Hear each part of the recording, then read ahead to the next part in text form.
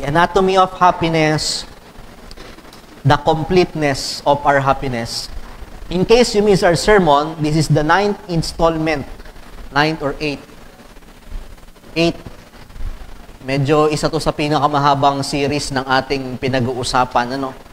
Happiness. It may seems a comforting message, yet kailangan natin sa panahon ngayon yung mga mensahe ng kalakasan, sapagkat sabi nga, minsan ng tao kung nakakaramdaman ng kaligayahan ay parang napuputol agad at pinapalitan ng kalungkutan. So our goal is, how are we going to entertain? Paano ba natin papapasukin yung kaligayahan sa ating buhay? How are we going to maintain? Na hindi lang basta nakakapasok, kundi papaanong mas sa portion ng ating buhay ay masabi nating lamang yung kaligayahan. Although we are not exempted, hindi talaga may iwasan ng kalungkutan, pero at the end of the day ay we can conclude na lamang pa rin. Hindi lamang sa maghapon, kundi sa ating, in our entire life, sana ay masabi pa rin natin na naging masaya ang buhay na ipinagkaloob sa atin ng Panginoon.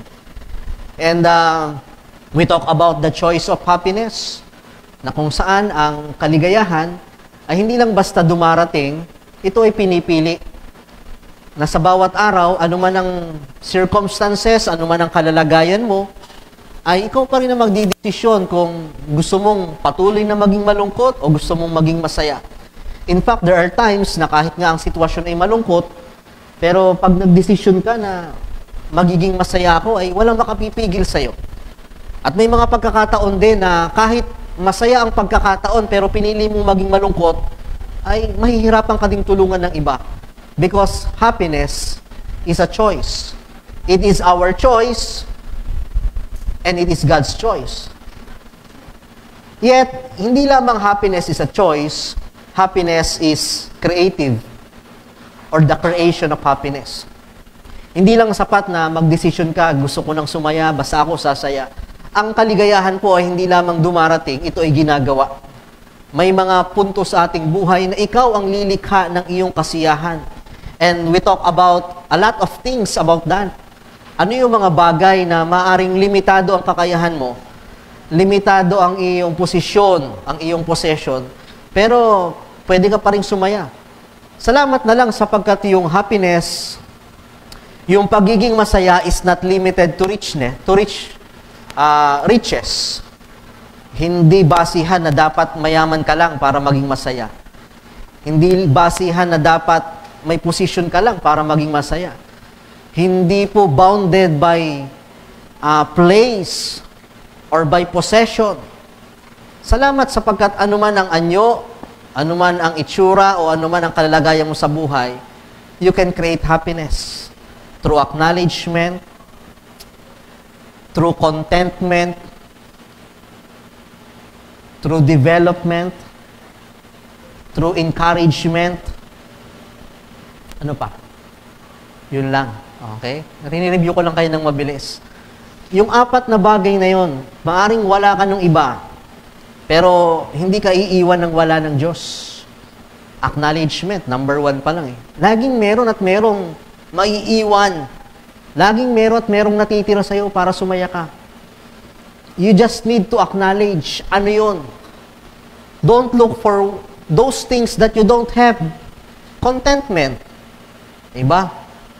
Ano yung content na meron ka sa ngayon na pwede mong ipagpasalamat at simulan sa buhay?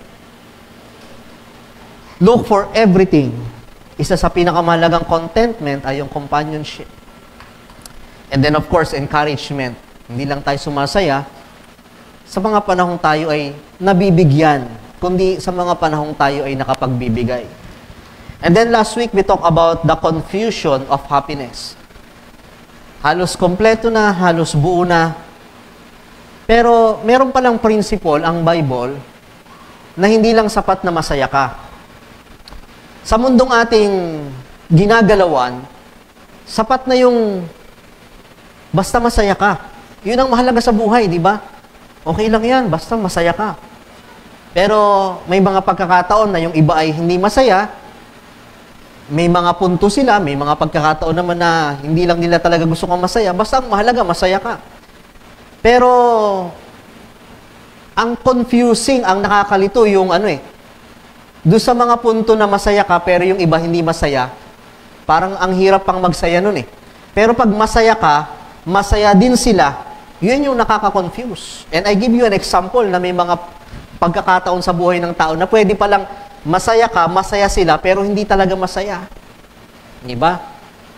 May mga pagkakataong ganon.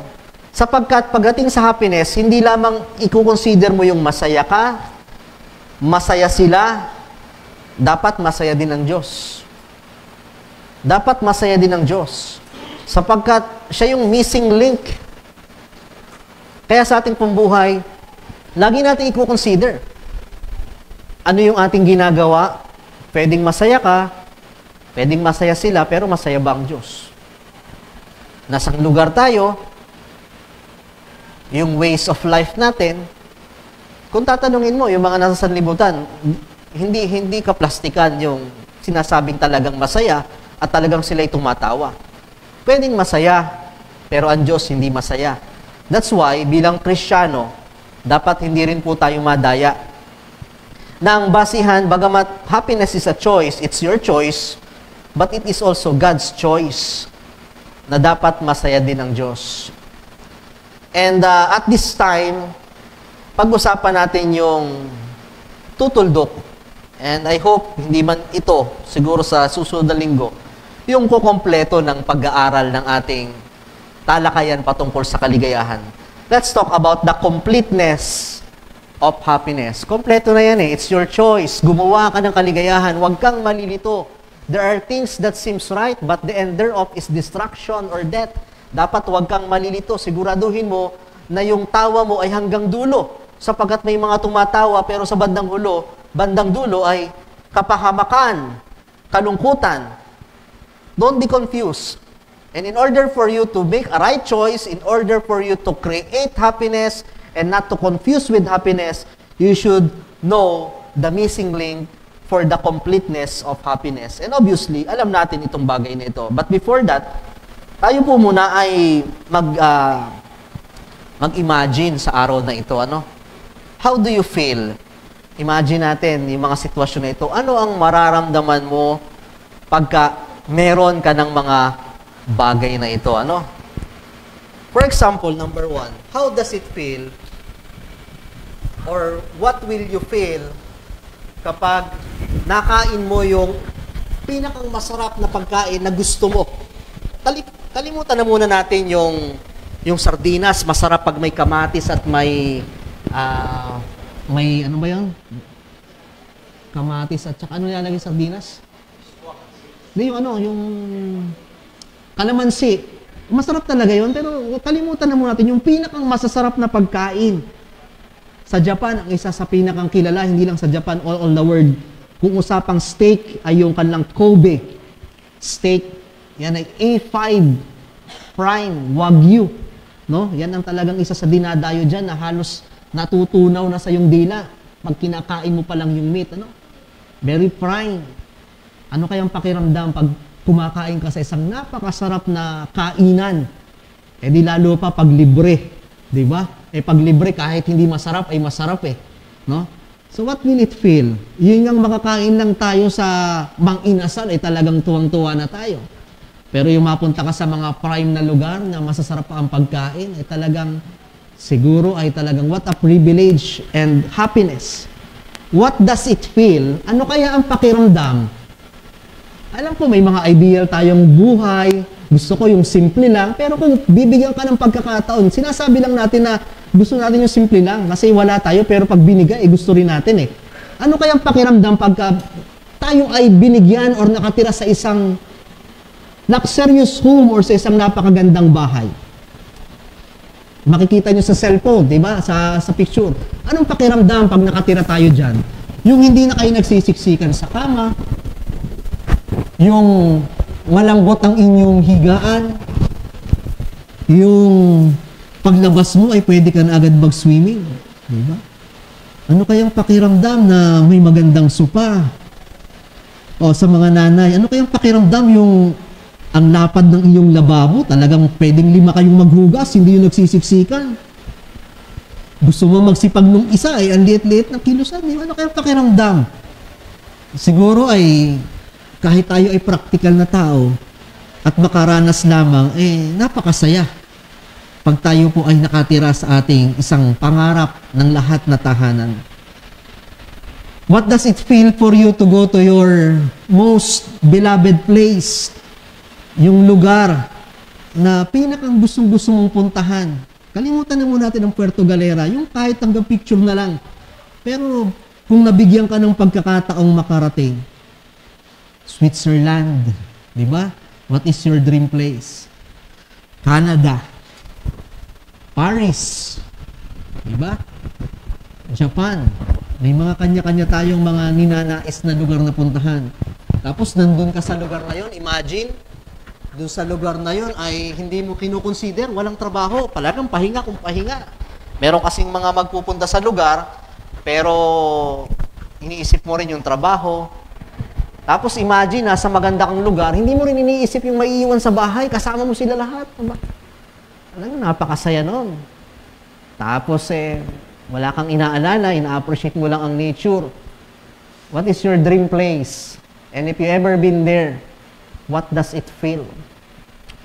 Ano ang pakiramdam kung hindi ka kaya nangungonsumisyon sa mga bayarin sapagkat sumisweldo ka na ng 6 digits? Okay? Di ba? Ang sarap daw, no? Paldo talaga yun.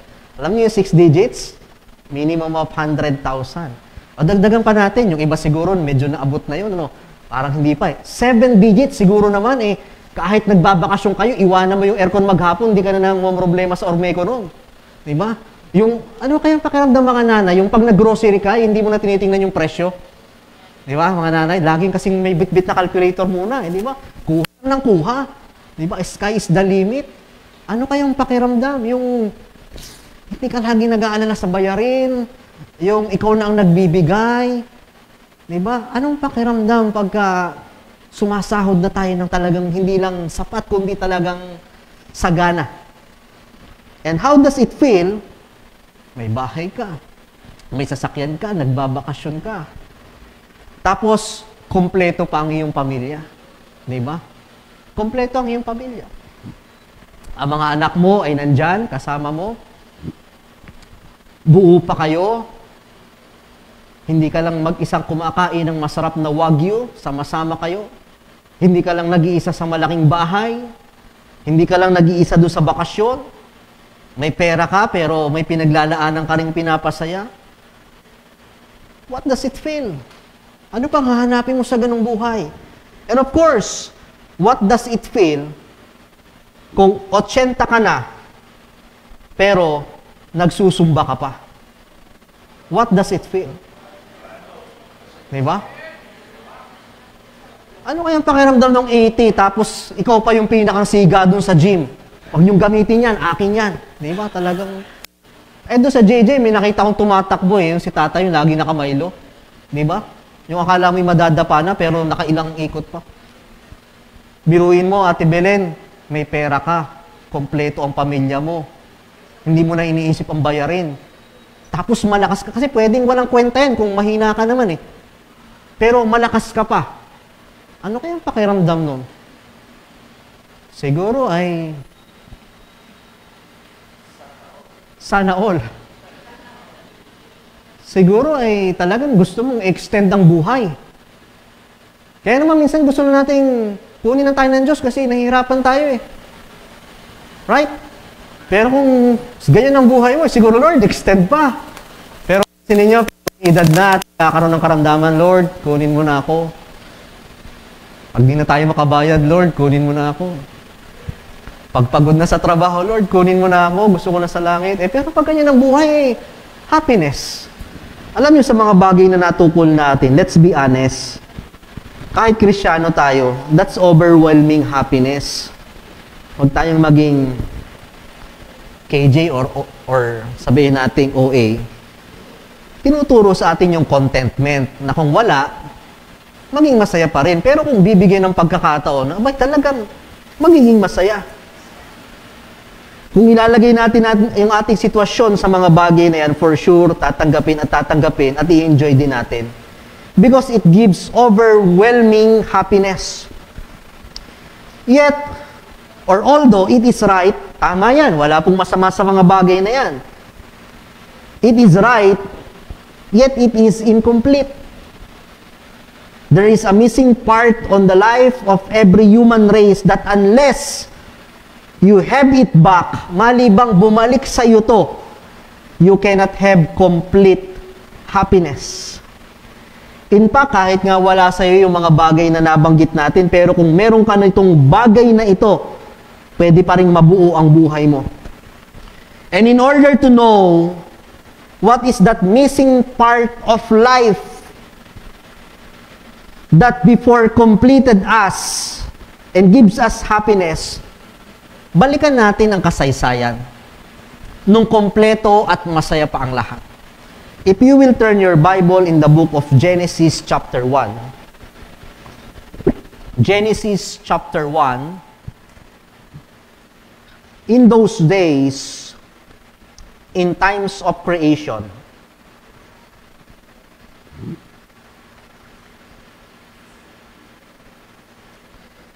sabi ng Panginoon, Genesis chapter 1 verse 3, and God said, "Let there be light," and there was light. Verse 4, and God saw the light, that it was good. Maayos ang lahat. In verse 19, and God called the dry land earth, and the gathering together of the waters called He seas. Sabi na naman niya, God saw that it was good. Masaya, maganda. Verse 12, and the earth brought forth grass and herb yielding seeds. May mga puno na. And trees yielding fruit, whose seed was in itself after his kind. At sabi na naman ng Panginoon, God saw that it was good. Verse 18, and to rule over the day and over the night, and divide the light from the darkness. Ginawa ng Panginoon ang araw, ang mga bituin, ang buwan. At sabi niya, God saw that it was good. Verse 21, and God created whales, every living creatures, mga hayop, which the waters brought forth abundantly after the kinds, and every wing of his kind. Anong sabi ng Diyos? And God saw it was good. Pagdating po ng fifth day, verse 25, and God made the beasts of the earth after his kind. And dyan na yung mga living creatures. The cattle after their kind, everything that creepeth upon the earth, yung mga gumagapang na hayop. At sabi ng Panginoon, and God saw it was good. On verse 6, sabi ng Panginoon, and God said, let us make man in our image, after our likeness. Let them have dominion over the fish of the sea, and of the fowl of the air, and over the cattle, and all the earth, and every creeping thing that creeping upon the earth. So God created man in his own image. In the image of God created him, male and female created them. And on verse 31, and God saw everything He hath made, and behold, it was very good. Perfect ang lahat. Complete. May araw, may buwan, may gabi, may tubig, may lupa, may hayop, may bunga, may trabaho, may tao, may Diyos. Kompleto ang lahat. The perfect happiness. But on verse or chapter 2, verse 16, and the Lord commanded the man, saying, of every tree of the garden thou mayest freely eat, but of the tree of the knowledge of good and evil, look at this. This is the first time that the Bible mentioned a negative word contrary to happiness and righteousness. Noong una, it was good, very good. Pero this time, on chapter 2, verse 17, sabi ng Panginoon, but the tree of knowledge of good and evil. Ipinakita na ng Diyos Kung may masaya, pwedeng may dumating na kalungkutan kung kakainin nyo ang bunga na ito. Kung kayo ay buo, pwedeng kayo ay mawasak at hindi makompleto sa araw na kainin nyo to. Therefore, or thereof, thou shalt surely die. Mamamatay ka physically, pero ang mas nakalulungkot, mamamatay ka spiritually. To make the long story short, nagkasala ang tao. It was good, it was very good. Nagkasala ang tao. There's one definition of happiness, completeness, and goodness. Pero sinabi ng Panginoon, there is evil, there is sadness, there is trouble. Pag tinawid nyo at sinaway nyo ako. Pero pinili ng tao na sawayin ng Diyos. Nagkasala ang tao, yet God is still merciful. Hindi matiis ng Diyos ang tao. Kaya siya ay nagpatawad. Nandun pa rin ang buhay. Nandun pa rin na sila ay kumakain. Yet yung dating good, na naging bad ang buhay ng mga tao ni Eva at Adan, unti-unti nakakabalik na sila. Nakaka-recover ang humanity. Because back on the original plan, they have what they have, or they have what they should have to complete their happiness. Ano yun? Na-recover na nila still. Kumakain na uli sila, bagamat medyo mas pinahirapan ng Panginoon. Curse ground. Mas, ang bunga, hindi na nasa ibabaw, nasa ilalim na. Nagtatrabaho na talaga ang tao noon. Pero, naka-recover eh. Yung mga nawala sa Garden of Eden, unti-unting na-recover ng tao. Kumakain na ang tao noon, kumakain ang tao ngayon. May shelter sila noon, may tirahan ang tao ngayon. May tubig sila noon, may tubig pa rin tayo ngayon. May clothes sila noon, may clothes pa rin tayo ngayon. At kung may companionship, may Eva at Adan, may mga kasamahan, may kasamahan pa rin tayo ngayon. Na-recover na nila yung nawala sa Garden of Eden at meron din tayo lahat ng yon. But what's missing? Ano yung hindi na-recover ng tao na nandun sa Garden of Eden noon? Ano yung nawawala? Nandun yung food. Meron pa rin tayo ngayon ng tao. Nandun yung shelter. Nandun yung trabaho. Nandun yung companionship. Ano yung nandun sa Garden of Eden na hindi na ibalik ng tao? What is that missing? Alam nyo kung ano yung nawala at hindi nare-recover ng tao? To complete, to go back, kailangan balikan yung original design. It may seems complete. Teka lang. No, nawala ang Garden of Eden, pero kumain pa rin si Eva at Adan, meron pa rin silang shelter, magkasama pa rin sila. Ano yung hindi na ibalik? That's why hindi sila nagkaroon ng tunay at buong kaligayahan. Yung relasyon nila sa Diyos. At ang tao pwedeng katulad ni Eva at Adan. Na ang tao ay lahat ay nagkasala, pero gayon pa man ang Diyos ay mahabagin, kumakain ka pa rin. Hindi pa rin sa iyo pinagdamot ng Diyos ang sikat ng araw. May trabaho ka pa din. Nag-aaral ka pa din.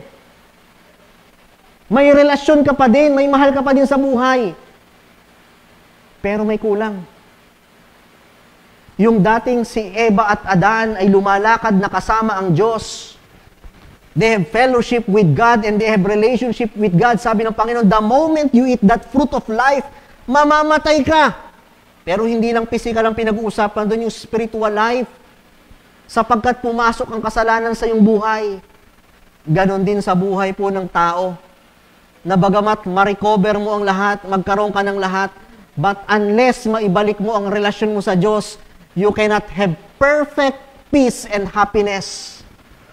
You may have all the luxurious things of this world, comfortable life. Lagi nga natin sinasabi, pwedeng masaya ka sapagkat meron kang school life, nag-aaral ka. Hindi lang nag-aaral, maganda ang kurso mo, nasa magandang kolehiyo ka. Pwede kang maging masaya sapagkat meron kang career life kasi hindi lahat ng nakapagtrabaho, nagtapos may trabaho, ikaw nagtapos, may trabaho, masaya ka, may position ka. You can be happy because you have a healthy life, malakas ka. You can be happy because you have partners or love life. You have entertainment life, hindi lamang puro trabaho. May mga pag-moments din ako, nakakapag-enjoy din ako, nakakapag-travel din ako. You have a luxurious life. Hindi lang basta ang gamit mo, kundi talagang mamahalin. But if you don't have a Christian life, Kulang. Yun yung hinahanap ng mundo eh. Nakakala nila pag na-afford na nila to. Akala nila pag nakapagtapos na sila. Akala nila pag healthy lang sila. Akala nila pag nakapag-partner na sila. It's not complete. Your life cannot be complete without Christ. Pwedeng may mga ganyan kang klaseng life, pero tanungin mo, how is your Christian life? When we say Christian life, a life with Christ. Na hindi lang ako basta may school life, may career life, may family life, meron akong tinatawag na Christian life, na yung dating nawala sa tao, na-recover ko. Nakabalik ako. Kasi nga, nakabalik si Eva at Adan sa pagkain, sa pagtatrabaho, sa relasyon. Pero ang nakalimutan ng tao, ano ba yung nun? Bakit masayang-masaya at kompleto? Kasi nandun ang Diyos sa buhay ng tao. At maraming mga tao ngayon, almost seems na akala nila kompleto na, but at the end of their life, there's still sorrow and incompleteness. He is the missing part of your life. Sabi sa ating binasa kanina, for in Him dwelleth all the fullness of the Godhead bodily, and ye are complete in Him. Ye are complete in Him. Pagka kayo ay mga may binibili sa inyong anak, sa inyong mga laruan, at merong mapa at may mga pyesa, pag medyo may nagkulang, lalo na yung pinakang mahalaga, yung makina, di ba? O sabihin natin, tornilyo lang. Hindi magwo-workout ng ayos. Kailangan kompleto. Ganon din sa buhay ng tao. Pwedeng i-repair mo yan, pwedeng kung ano-ano ang ipalit mo, pero walang makaka-replace sa presensya ng Diyos sa buhay ng tao. And unless balikan mo yung guideline, balikan mo yung mapa, ano ba yung wala na meron dati? At ang maraming wala sa buhay ng tao ngayon, yung Kristo sa buhay niya. Sabi ng kanta kanina, ligaya ng buhay kung kilala mo si Kristo. You are complete in Christ. Mark 8:36. For what shall it profit a man if he shall gain the whole world and lost his own soul? Ano ang pakikinabangan ng tao kung makuha niya lahat? Yung sinasabi ko kanina, anong pakinabang? Kung makuha niya lahat, ngunit ang kanyang kaluluwa ay patutungo sa lugar ng impyerno. You can be happy for a lifetime, but there will be a terrible pain for eternal. Magiging masaya ka. What is our lifetime? 60 years kang masaya? 70 years kang masaya? Hindi naman lahat yung masaya, baka kalahati dun malungkot. O sabihin natin talagang dahil naramdaman mo, nakuha mo lahat ang gusto mo sa mundong ito, naging masaya ka, pero anong silbi nung sayang yun? Kung 60 taong ka lang naging masaya sa mundong ito, pero ang kaluluwa mo pag namatay, at dahil wala kang relasyon sa Diyos, ito'y patungo sa lugar ng impyerno, ang naghihintay naman sa iyo ay hindi 60 years, hindi 80 years, kundi walang hanggang pagdurusa. What shall profit a man? Paano masasabing kompleto na ang kasiyahan mo? Kung kahit pa ikaw ay tumira sa ganong kagandang bahay, kumain ka ng ganong kasarap na pagkain, nagkaroon ka ng magandang klaseng trabaho, maaring hanggang sa pagtatapos ng buhay mo, nakangiti ka. Pero paano kang ngingiti kung alam mo ang kaluluwa mo ay pupunta sa lugar ng impyerno? Sapagkat bagamat mahal ng Diyos ang sanlibutan, hindi ginawa ang impyerno sapagkat ang Diyos ay masama. Pero hindi siya magiging Diyos kung hindi siya banal. And God is a God of justice. God is a God of holiness. Hindi pwedeng makapasok sa langit ang sino man na may kasalanan. At lahat tayo ay nagkasala. Maliban na lamang nakilalanin muli ang Diyos, aminin mong ikaw ay nagkasala at kailangan mo siya sa iyong buhay at tanggapin siya bilang iyong personal na tagapagligtas. Yun ang natatanging paraan upang maibalik ang iyong relasyon sa Kanya. Pero, Kahit meron ka ng lahat ng bagay na ating nabanggit, even if you profit, pag pinag-uusapan profit, tubo. Alam ko, walang malungkot pag ang pinag-uusapan may tubo. Sa mga nagninegosyo, pag sinabing may profit, ay talagang nakangiti. Sabi dito tubo ka eh. Pagpalagay na hindi ka lugi, tubo ka talaga sa mundong ito. What shall it profit a man if he shall gain the whole world? Hindi ko sinasabing mali yung ating mga nabanggit. Gusto rin natin yun. Pero anong pakinabang nun? Kung wala ka namang Kristo sa iyong buhay. If you will compare lifetime to eternity, mahirap bilangin yung eternity. Parang pag sinabi mo, ang lifetime, pumunta ka sa dagat, dumakot ka ng isang dakot na buhangin. Bilangin mo yon, baka possible pa. Lifetime. Pero yung eternity, bilangin mo simula doon hanggang doon lahat ng buhangin. Hindi mo mabibilang yun. Yun ang eternity. Eternity life or eternity death. Kaya napakahalaga yung pagiging kompleto at masaya na meron kang Kristo. Hindi ibig sabihin nun, exempted tayo sa lungkot. Pero yung Diyos na meron ka, siya yung pangontra sa lungkot ng buhay mo. Paano ka hindi magiging masaya kung makikita mo ang sarili mo na nandito ka sa mga kalalagayang bagay nito? What makes you happy and complete in Christ? Papaano ka nabuo? At papaano ka naging masaya sa oras na tinanggap mo at ibinalik mo ang relasyon mo sa Diyos? Sa aming mga bisita, nais ko lang linawin, ibang bagay yung kilala mo ang Diyos, ibang bagay yung may relasyon ka sa Diyos. We are in a Christian country. Bata pa lang, alam na yung salitang Papa Jesus, kilala ang Diyos. But may I tell you, hindi lahat ng kilala ang Diyos may relasyon sa Diyos.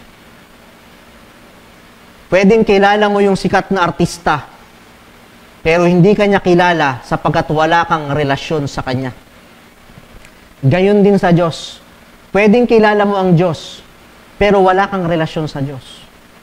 Kailangan may pagkakataon sa iyong buhay na naunawaan mo bakit mo kailangan ng Diyos at tinanggap siya sa iyong buhay bilang tagapagligtas. At simula sa puntong yon, natuto ka na ibigay at sumunod at naglingkod sa Kanya hanggang sa Kanyang pagbabalik o hanggang sa pagkuha ng iyong buhay. But, since Jesus came into your heart, what makes you happy and complete? Paano ka magiging masaya ngayong may Kristo ka na? First, let us look our slavery from the past. Slavery from the past.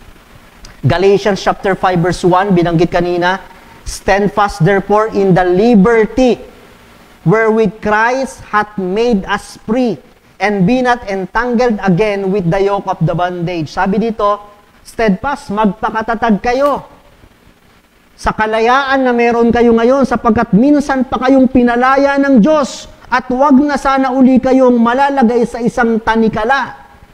Unang-una, bakit hindi ka magiging masaya? Kung iisipin mo na lang, pinalaya ka ng Diyos. Pinalaya ka ng Diyos. When we are talking about slavery, alipin, and when we are talking about freedom, marami tayong definition. Pwedeng isipin mo na nakalaya ka na sa pagpapaaral, nakapagpag-graduate ka na, nakalaya ka na sa pagbabayad ng sasakyan, nakalaya ka na sa trabaho, retire ka na, or nakalaya ka na sa isang bayarin, sa isang utang. Pag ikaw ay matagal na nasa ospital, talagang ang pakiramdam mo ay lumaya. Hindi lang ang lumaya, yung bilangguan. Marami tayong mga bagay na tayo nakawala na. Pero may isang bagay na kung saan hindi naiintindihan ng tao na tayo ay patuloy na alipin, at yun ay alipin tayo ng kasalanan at ng dyablo. Pero dahil sa Panginoon, tayo ay pinalaya ng ating Panginoon. You are freed from the penalty of sin. Kung tinanggap mo ang Panginoon, ikaw ay pinalaya na sa kabayaran ng kasalanan. Ano ang kabayaran ng kasalanan? Sabi ng Panginoon, ang kabayaran ng kasalanan ay kamatayan. Hindi lang kamatayang pisikal, but once you died, you will face the judgment of Christ. But because of that sin, Pag may kasalanan, pinagbabayaran. And because God is just, dahil ang Diyos ay banal, hindi kanya pwedeng palusutin sa langit. Pag ang isang hukom, pinalusot yung may kasalanan, hindi patas yun. Ang Diyos pa kaya, hindi siya magiging Diyos kung siya gustuin ka man niyang palusutin. Pero dahil may kasalanan ka, kailangan mong pagbayaran. Ano yung kabayaran? Kamatayan sa lugar ng impyerno. Pero pag tinanggap mo ng Panginoon, pinalaya ka na niya sa kabayaran ng kasalanan. Because when Jesus Christ died on the cross, He paid for your debt. Binayaran niya ang iyong kasalanan, ang kasalanan na hindi kayang bayaran ng iyong kabutihan, hindi sapat ang iyong pagpapakabuti sapagkat kahit anong pagpapakabuti ng tao, nagkakasala pa rin. Ang kasalanan yun ay hindi kayang bayaran ng inyong salapi. Kahit ipunin mo ang lahat ng pera sa mundong ito, hindi ka kayang dalhin sa langit. Ang kasalanan yun ay hindi kayang bayaran ng mga ano-anumang bagay sapagkat tanging ang dugo lamang ng Panginoon ang makapagbabayad. Hindi ka ba magiging masaya kung yung bagay na yun na hindi kayang bayaran ng lahat ay binayaran ng Diyos para sa'yo? When we are looking for those material things, pag pumunta ka sa isang grocery at kasama mo yung kaibigan mo at linibre na, binayaran na yung iyong babayaran, masaya tayo. Pagka merong nagbayad ng ating bayarin, masaya tayo. Pero yung mga yun, kayang gawa ng paraan, sa totoo lang. Pero yung ginawang bayaran ng Diyos sa atin, kahit tawagin mo ang pinakamahal mo sa buhay, kahit tawagin mo ang pinakamayaman, ang pinakamakapangyarihan, walang makapagbabayad doon.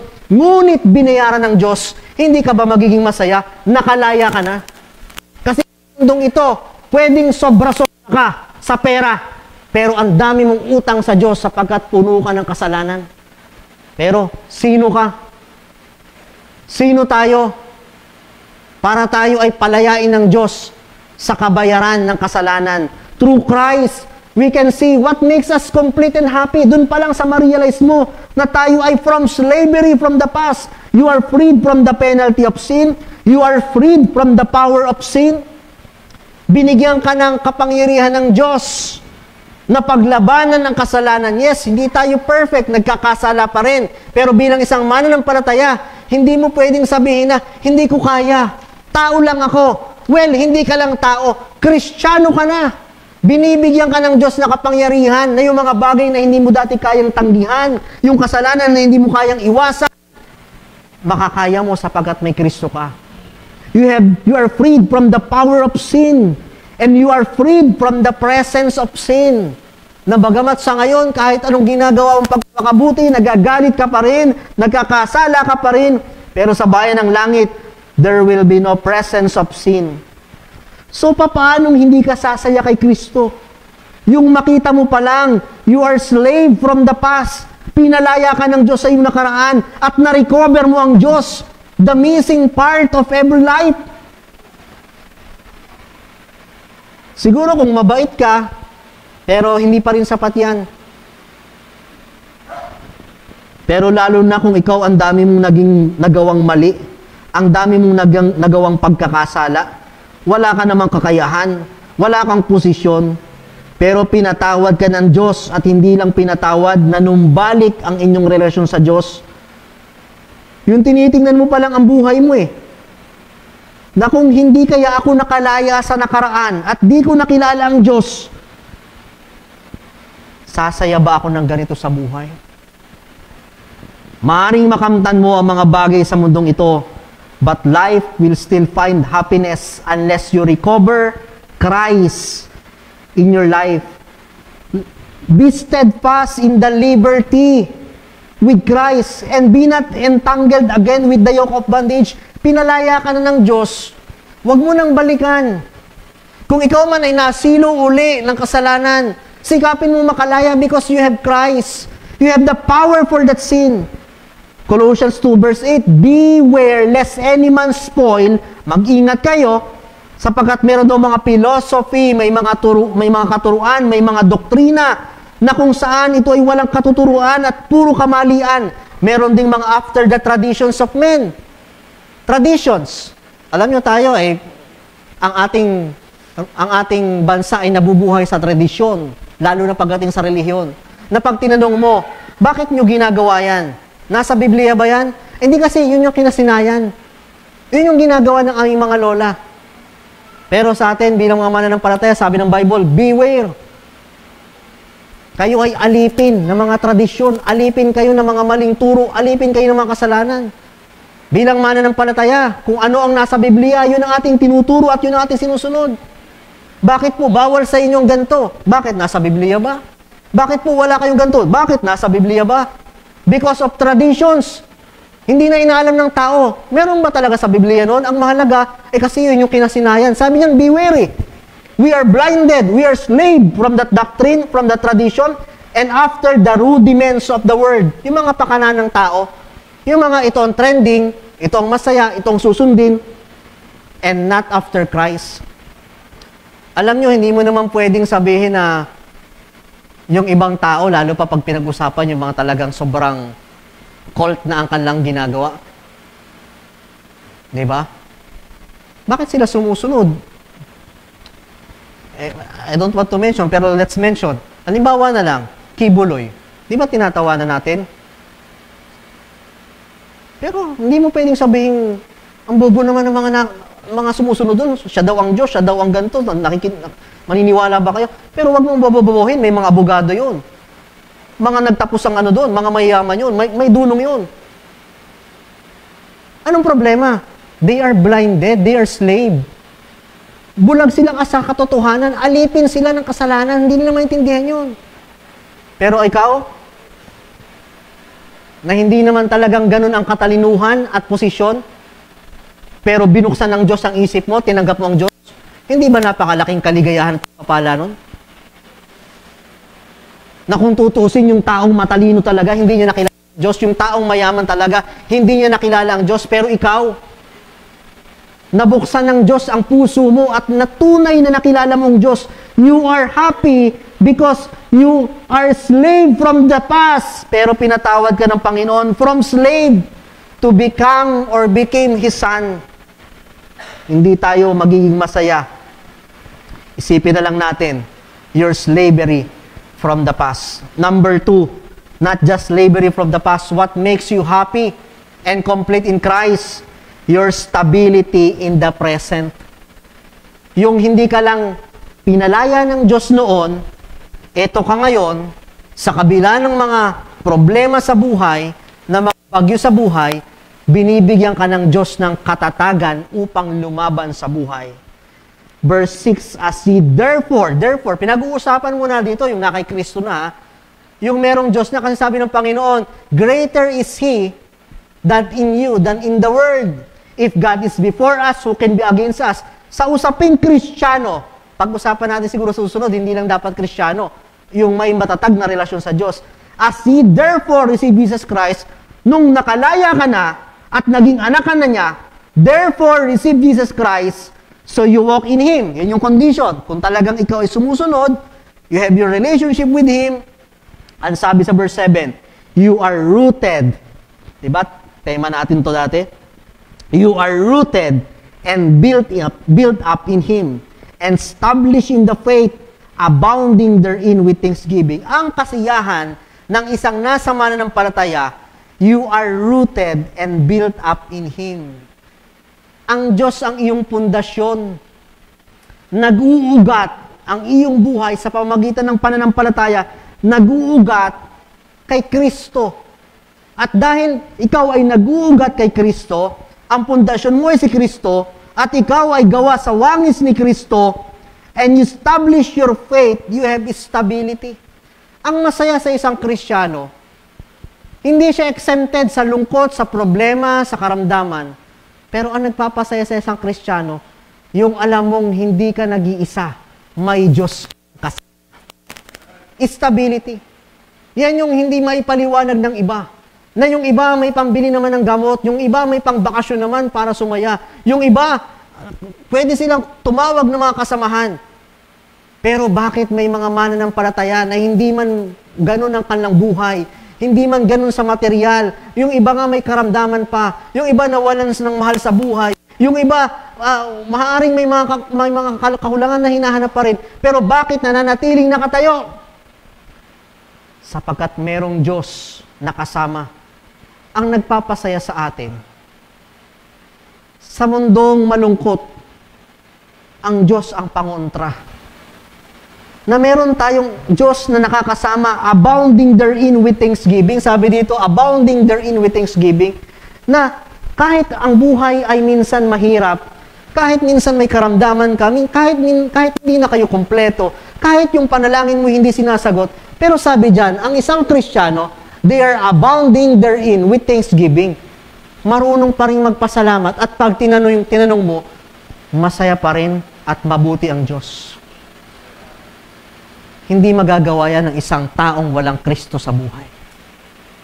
Sapagkat yung isang tao, kahit pa nga maganda na ang posisyon, kahit pa nga maganda na ang bahay, pero kung may kulang, minsan ang hirap magpasalamat. Abounding therein with thanksgiving.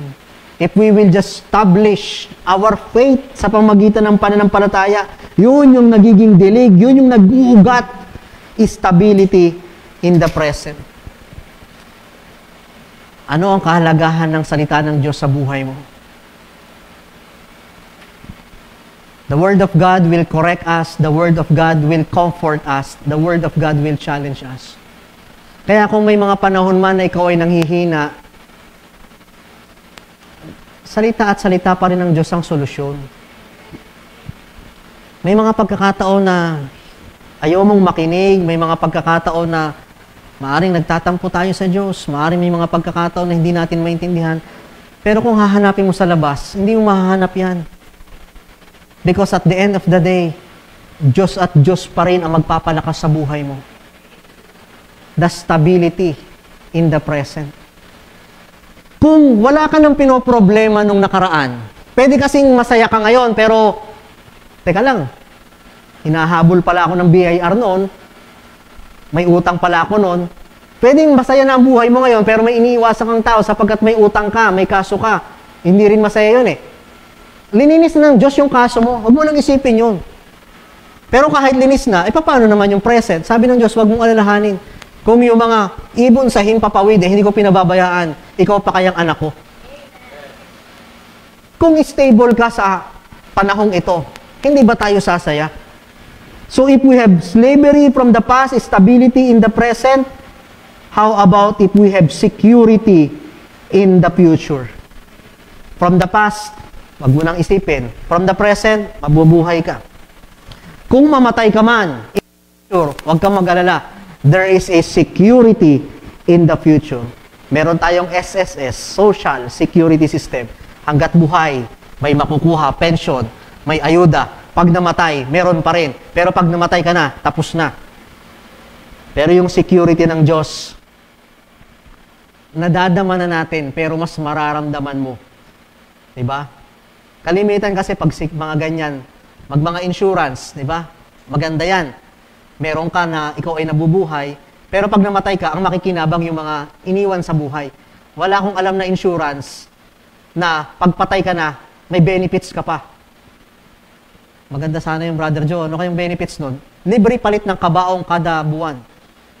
Diba? Libre tirik ng kandila. Diba? Wala na, pagpatay na, tapos na. Pero ano yung security natin sa Diyos?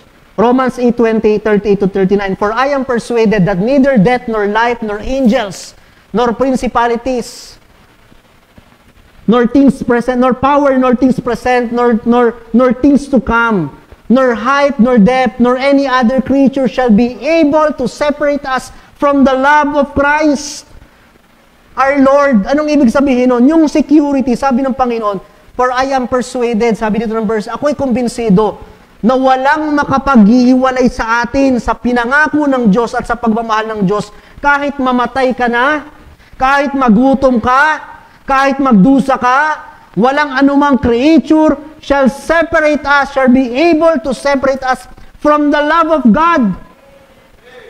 Ibig sabihin, yung pinangako ng Diyos, yung pagmamahal ng Diyos, secure yun. Bilang tao, kahit gaano natin kamahal ang mahal natin sa buhay, pwede tayong magkasala. Pwedeng yung pagmamahal hindi secure.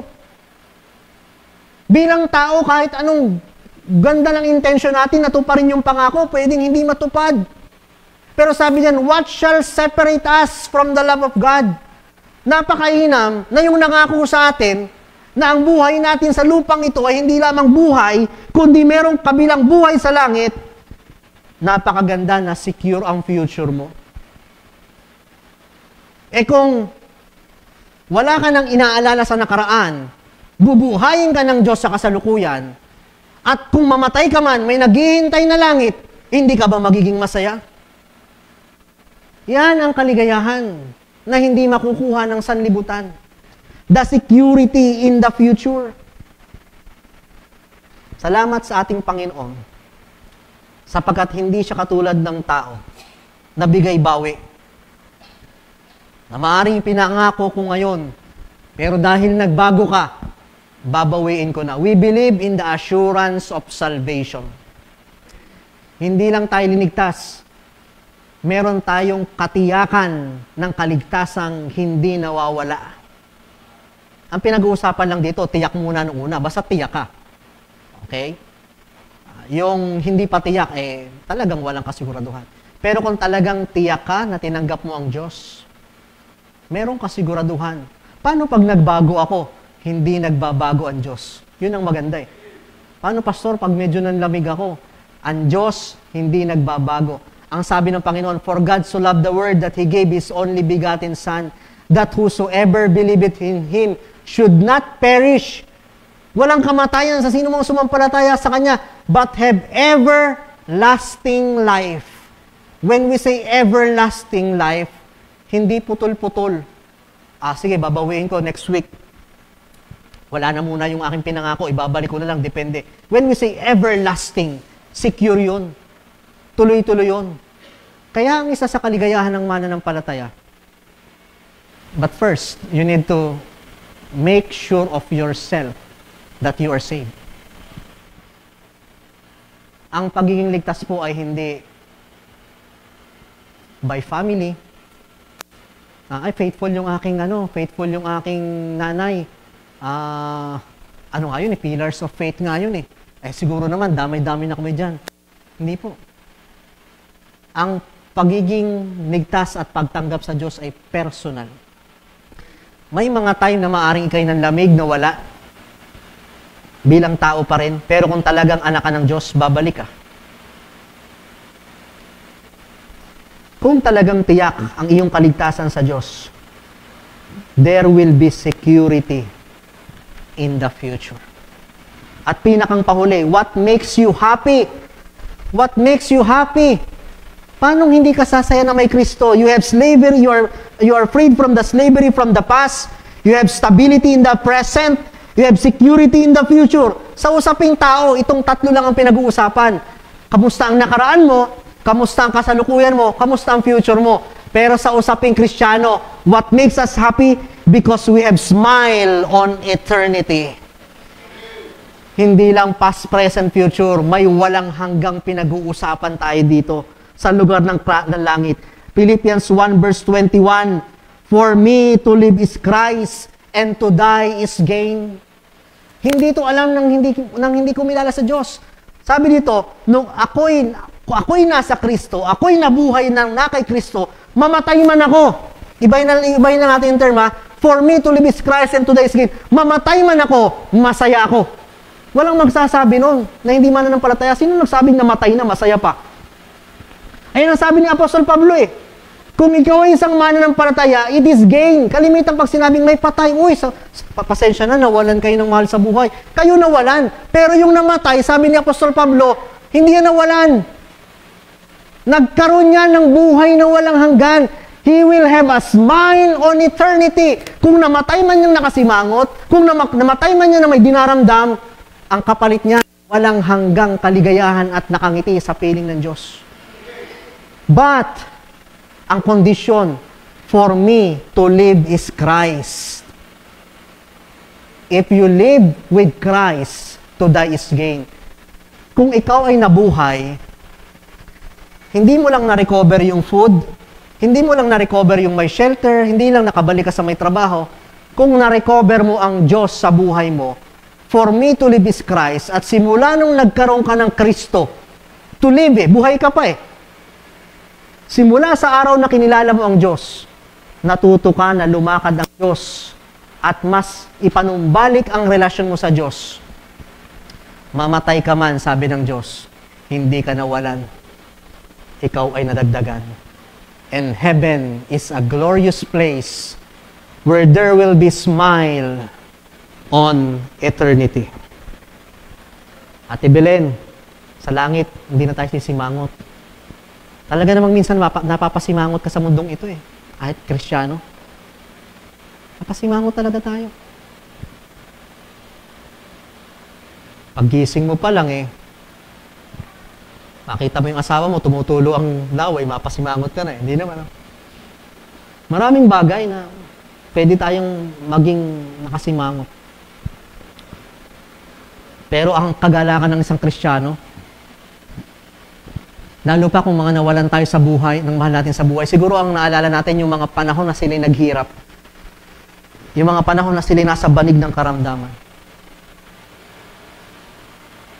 Pero anong pipiliin natin?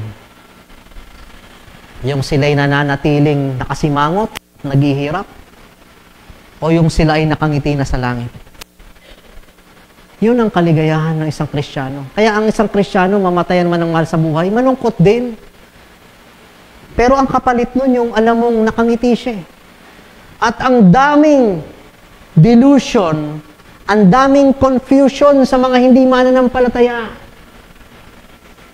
Nakakala nila, dahil ang Diyos ay mabait, ang tao basta't namatay sa langit. Yes, God is good, but God is righteous. Hindi nga pwede sa langit. Ang makasalanan, ang makapagbabawas lang nun, ang makapagtatanggal lang nun, ay yung meron kang natatandaan na tinanggap mo siya at nakipagrelasyon ka sa Kanya. Nakakalungkot. When I've been to funeral, may mga magte-testify, di bali na auntie, magkikita naman tayo sa langit, alam kong nakangiti ka dyan. Deep inside my heart, if this person namatay nang wala ang Diyos, ang nakakalungkot, hindi pang walang hanggang kaligayahan, kundi pang walang hanggang pagdurusa ang naghihintay. That's why if you don't have Jesus Christ in your life, hanggat may buhay ka, kailangan mong tanggapin ng Diyos. What will make you happy if you have mercy from the past? What will make you happy if you have peace from the present? What will make you happy? Paano hindi ka magiging masaya if you have hope for the future? At paano hindi ka magiging masaya if you have joy for eternity? Only it will be if you are complete in Christ. Thank God we are complete. We found the missing part of our life. We back to the original design, and that is for relationship. But how about the others? There are a lot of people walking happy but empty. Maraming mga tao na masaya pero kulang ang kanilang buhay. They felt they are happy, they felt they are complete, but the reality is you can never be complete without Christ. That's why let's keep preaching the gospel, sharing the word of God. Let us invite visitors. Huwag nating sukuan ang ating mga mahal sa buhay. Maaaring hindi ka marunong mag-soul winning, dalhin mo sila dito, makapakinig ng salita ng Diyos. Hindi natin alam, tungkulin lang natin na ibahagi. Pero ang Diyos ang nagbubukas ng puso. May mga taong walang-wala na nga sa buhay na ito, pero wala pa si Kristo. That is the most miserable life. Yung walang-wala ka na nga, wala ka pang Diyos. Yung mga nagsaya sa mundong ito sa kasalanan, at least nagsaya pa ng konti. Bagamat walang hanggang kahirapan at pagdurusa ang daranasin. Pero alam niyo nakakalungkot, yung walang-wala ka na sa mundong ito, wala ka pang Kristo. Pero alam niyo ang masaya, yung kahit wala ka sa mundong ito, kahit pa ang kondisyon mo ay walang-wala ka, pero may Kristo ka, kompleto ka. Because ang bubuo sa kasiyahan ng tao, hindi lamang happiness is a choice or the choice of happiness, hindi lamang the creation of happiness, hindi lamang the confusion of happiness, but there should be completeness of happiness completed in Christ. Ligaya ng buhay kung kilala mo si Kristo.